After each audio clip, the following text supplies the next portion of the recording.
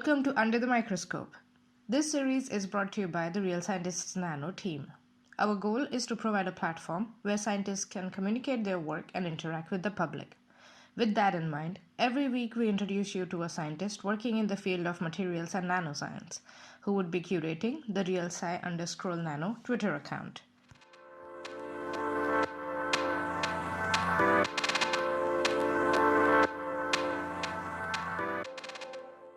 Hi everyone. Today we have with us Loreta Muscarella, who is a PhD candidate at EMOLF, which is an institute for atomic molecular physics in the Netherlands. Hi Loreta, how are you doing? Hello, hi. Good. And you? How is it going? I'm good. I'm good. Excited to take a deeper dive into your science and getting to know all about you as a scientist. So let's start by understanding your career so far. So please tell us how you got to where you are in the Netherlands in EMOLF. Tell us. Yes. So I come from Italy. I come from Palermo, which is a city in Sicily, the big island in the south of Italy. Mm-hmm. And I did my bachelor in chemistry and the master in physical chemistry in Rome, in La Sapienza. And about at the end of my master program, I applied for the Erasmus project. So I was selected to go to the Netherlands for spending some time for doing my master thesis. So I spent 6 months at the University of Amsterdam, and I started by doing some research on perovskite materials. That it's something that I'm also doing at the moment during my PhD. And when I moved back to Rome, so after completing my thesis, I also completed all my studies. And before my graduation, I also started to apply for a PhD position in Europe. So I applied in Switzerland and the Netherlands. Funny enough, I ended up again in Amsterdam at AMOF, where I'm now spending 4 years of PhD. So at the moment, I'm at the third year and a half. So I'm approaching the PhD thesis writing and, of course, the defense. So this is where I am now, but in a bit I will be ready for the next chapter, that it's the after the PhD defense. Okay. Wow, that's quite a journey you've had. And so basically from did you always know that you want to be a chemist? So I felt already like at the end of my high school, I was in doubt between physics and chemistry. But then I had the feeling that chemistry was my way. So then I had no doubt that I had to continue with chemistry. But then I also liked physics, and that's why during my master I thought maybe it's good to combine the two, what we can do, and then it was physical chemistry. Okay. But my master's was really focused on more material science. So that was really physical chemistry, but then related to materials. That's something that I really like. Okay. All right. So now that you have managed to combine physics and chemistry, become a material scientist, if I may call you that, where does your current research, so your PhD work, for example, where does it fall in this big picture of materials or nanoscience? I mean, you did speak a little bit about it in the short podcast, but yeah, could you tell us that? Yes, so I think that indeed my research at the moment is really material science, in the sense that I'm working on this novel class of material that is the perovskite, and by manipulating both the chemistry of this material and also looking at for example, at optical properties of this material, I can basically combine the physical chemistry that I have by background, by training with with material science.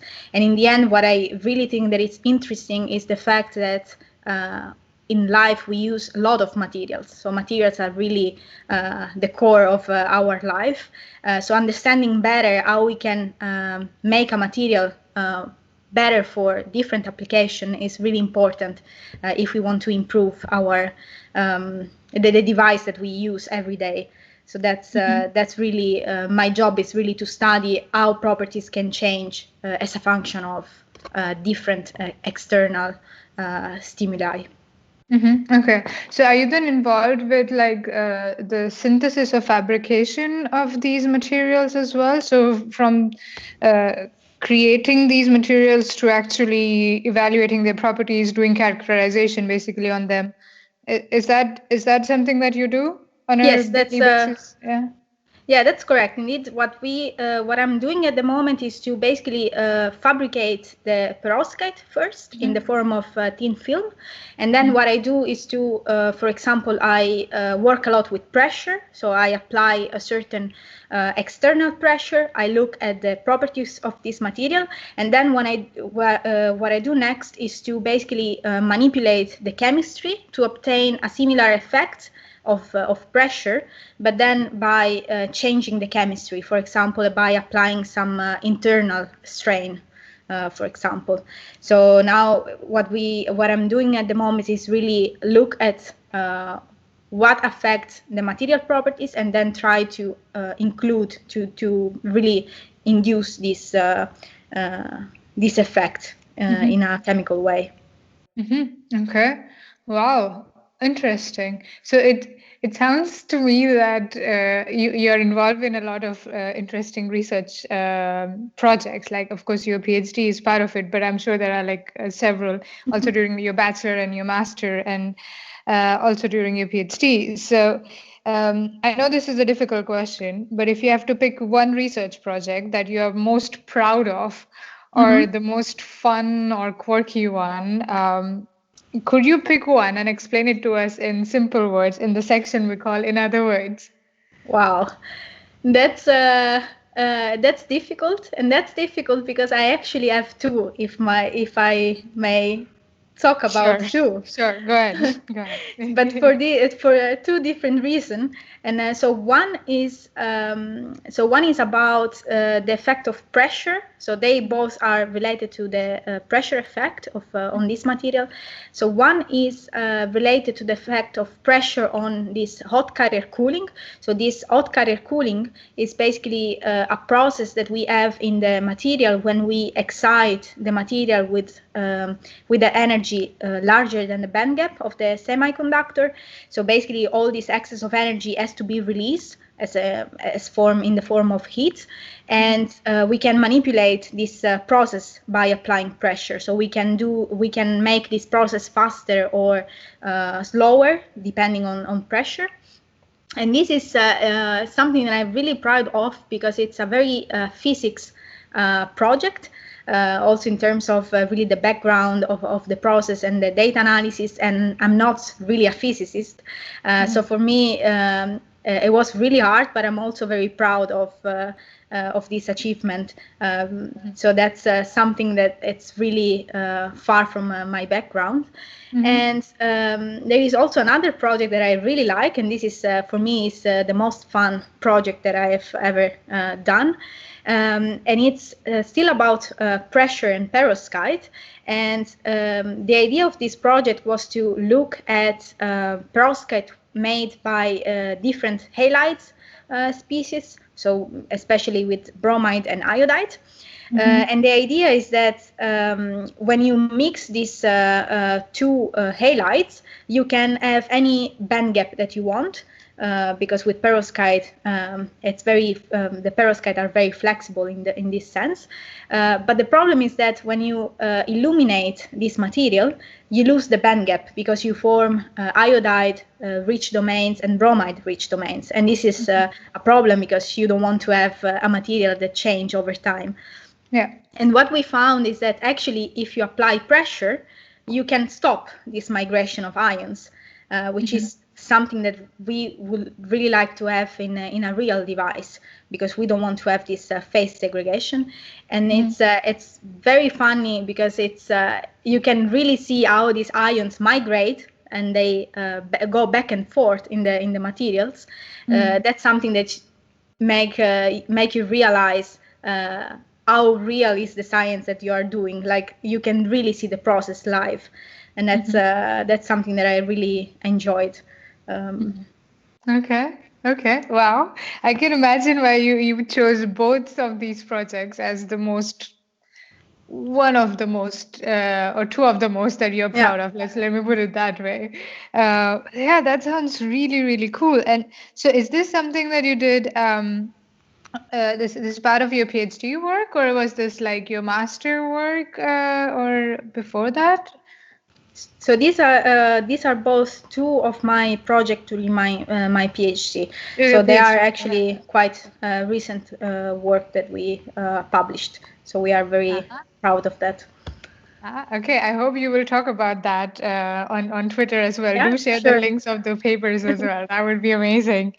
That sounds cool. Awesome. So, Loreta, it sounds to me that you definitely enjoyed the research aspect of being a scientist. That's correct, right? You enjoyed the getting Yes, your a hands lot. dirty in the lab. Well, not Yes. literally dirty, of course. Um, but other than the research, what else do you like about being a scientist? Yes, for sure. One of the things that I really like is to work with students. It's something that I really liked also during my master when I was assistant in the lab for bachelor students. It's something that you really learn a lot because you never stop learning. And where you talk with students, you realize that there is really a world that you can still learn, and it's nice to really be in the lab together with someone else working on the same project. It's this is definitely something that I really like of science and academia in general. And of course, collaborating with other people, sharing thoughts, and also creating new collaboration. I think this is the real core of the science.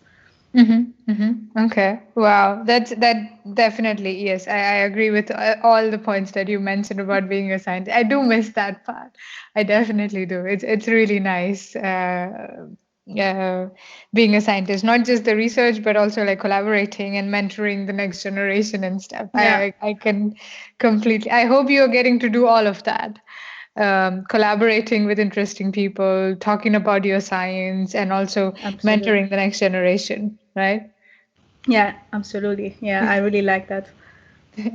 And speaking of next generation or collaborating a little bit, um, if you were to go back in time, what advice would you give yourself if you were just about to start off your scientific journey, or also the scientists today, like who the students rather who are starting off their careers of being a scientist? What advice would you have?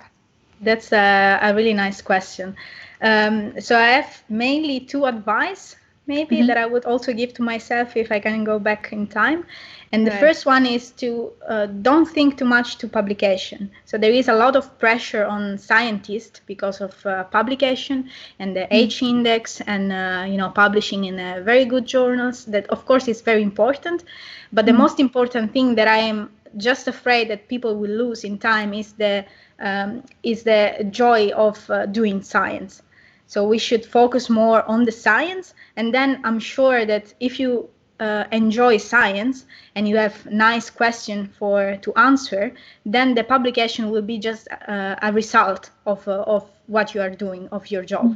Because if you think too much to publication, then you will lose the good part of the science. That it's really the fun and the question and the yeah, really I think this is one of the advice that I will give. And the second one that I would say is to not think that you are not enough for doing something.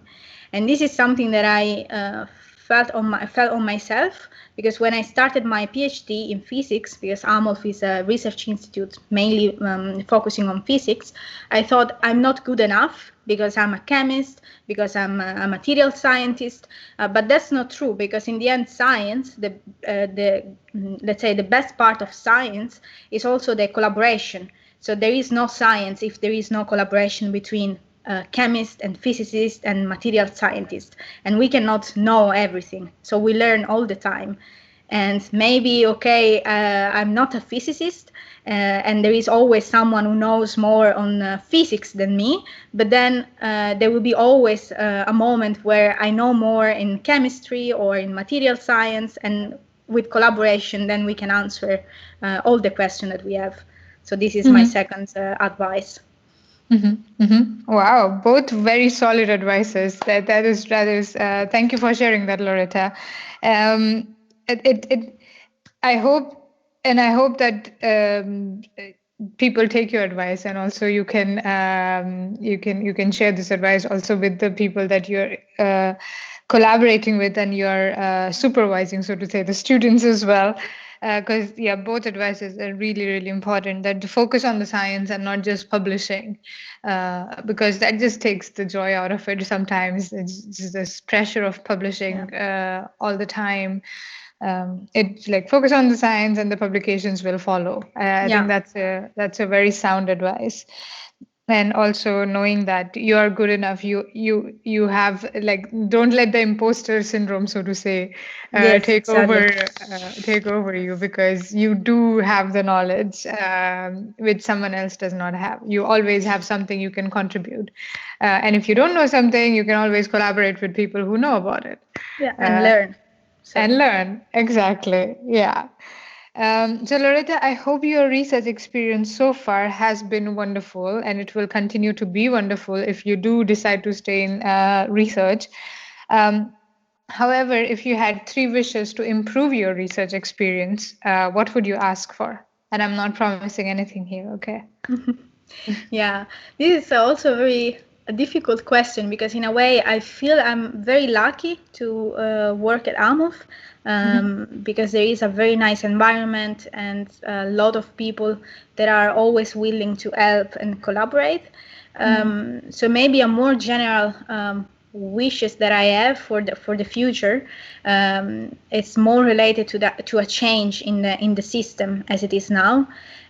So, for example, as I said before, like less stress for paper publication, because this doesn't define how good you are, the impact factor of a journal, and maybe more fundings also for young researchers that want to do some research, and maybe they cannot, there is no funding for them. And something that I really think would be useful to have more and more is collaboration between industry and academia, that I still think there is a bit not connected. So there is always academia and there is always industry, but it's really hard to find places where these two collaborate together for the same goal. So that's something that I really would like really to have in my future as a researcher. Okay, all right. Yeah, all three wishes. Really cool. Really, really important points that you raised. What you also mentioned with the publication earlier, and more funding for researchers, young researchers specifically, and yeah, and also the third wish that you mentioned, more collaboration between academia and industry, because that is oftentimes missing. The academia and industry is working in silo, but if we join hands, it's so much more one can do. I hope we are working towards making these wishes come true, at least, and with young researchers like you, I'm sure we are going in the right direction. We are headed in the right direction. So thank you very much for expressing those wishes. This has been wonderful, Loretta. But before I let you go, one last question for you, and that is 2020. So last year, 2020 has been quite a year for everyone. Could you share some of your learnings from the year 2020? Yes, yeah, that's indeed was a very tough year, and not only from the let's say professional point of view, but also personal point of view. And what I really learned from this year was being flexible. I think that's something that we should all learn, because initially it was really tough to focus for working from home. It was something that I definitely was not used to.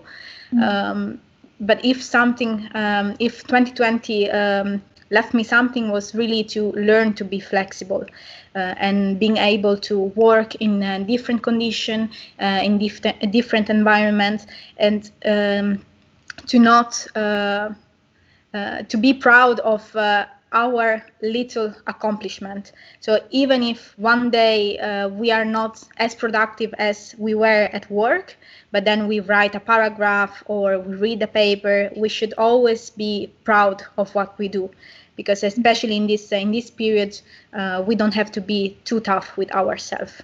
And also we have, and I'm talking more for people who have maybe children, kids, family around. We should always find some time also to spend with them, even though we think that we are not working enough or that we have some delay in our work. So that's something that 2020 left me. Okay. Thank you very much for sharing those learnings. There's quite a lot that you learned. I'm sure there is a lot still you're learning because we are still living in the aftermath of 2020 or extrapolation of 2020, whatever we call it. Thank you very much for speaking with me, Loreta. This has been wonderful. Looking forward to having you on Real Scientist Nano. Thank you. Thank you for all the questions. Thank you.